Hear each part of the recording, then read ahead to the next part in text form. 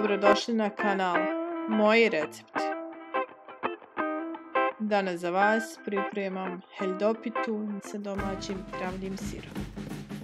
Za ovu pitu potrebno vam je heldino i namjensko bijelo brašno u omjeru 1:3, znači 3 mjerce bijelog brašna i 1 mjerca helde. Tačnu količinu brašna napisat ću vam u opisu videa. Dodati 1 kašikicu soli, 3 kašikice ulja. Ovu pitu sam također pravila i od integralnog pšeničnog brašna i od speltinog brašna, ali u tom slučaju omjer sa bijelim brašnom je 1:1. Postepeno dodavati vodu. Potrebno vam je otprilike oko nekih 250 ml vode, ali sve zavisi od vrste brašna, tijesto treba da bude mekše.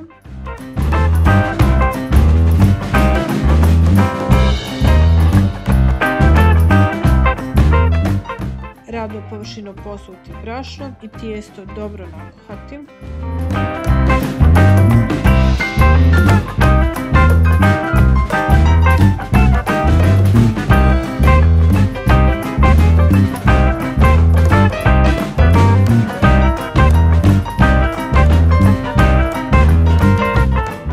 Vidite kako je mekano.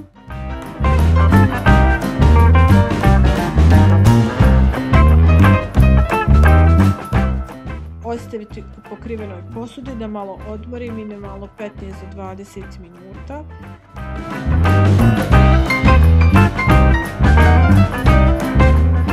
Tijesto još malo izraditi, a zatim izrezati. Ja od ove količine tijesta dobijem 8 manjih jufki, što je sasvim dovoljno za tepsiju prečnika 32 cm i pola kilograma sira. Svaku jufku je potrebno nakuhati i fino oblikovati.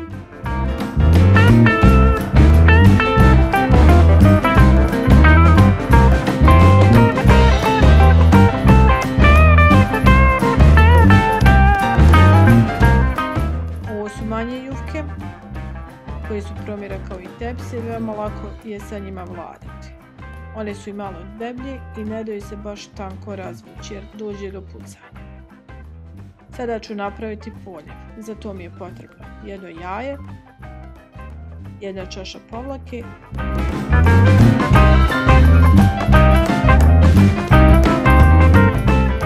1 čaša mlijeka i pola čaše ulja. Ja koristim ovu malu čašu od 150 ml.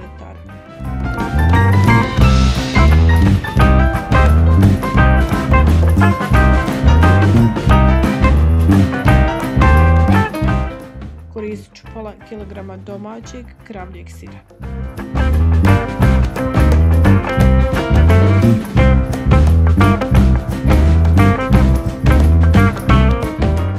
Tepsiju nauljiti.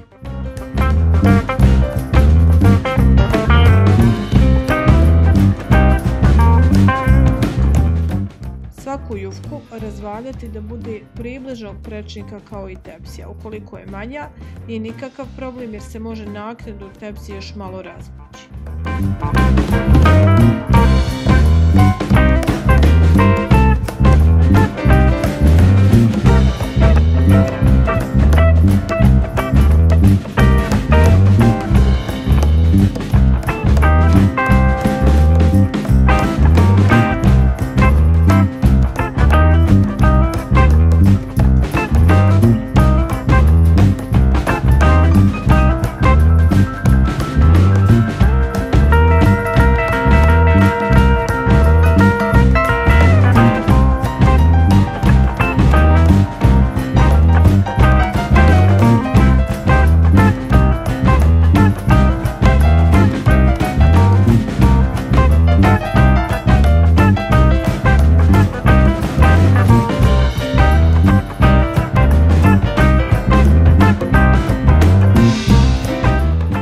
Jufku prebaciti u tepsiju.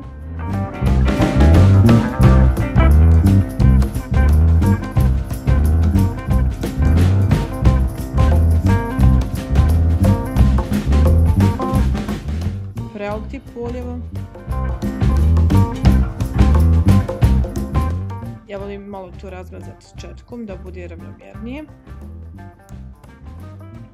dodati sir, a postupak ponavljati sve dok se ne potroše sve jufke.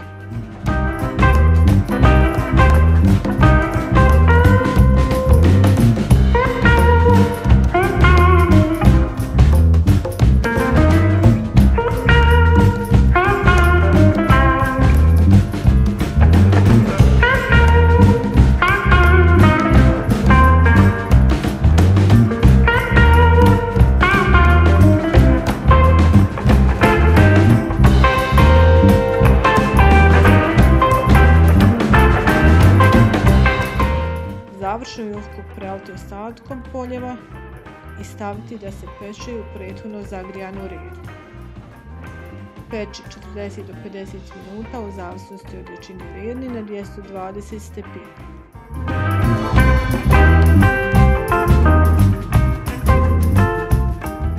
Pita super izgleda, prelijepo miriše.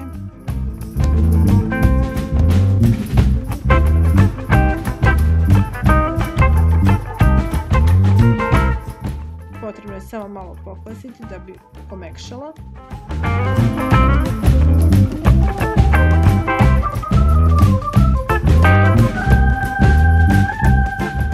Izrezati i poslužiti.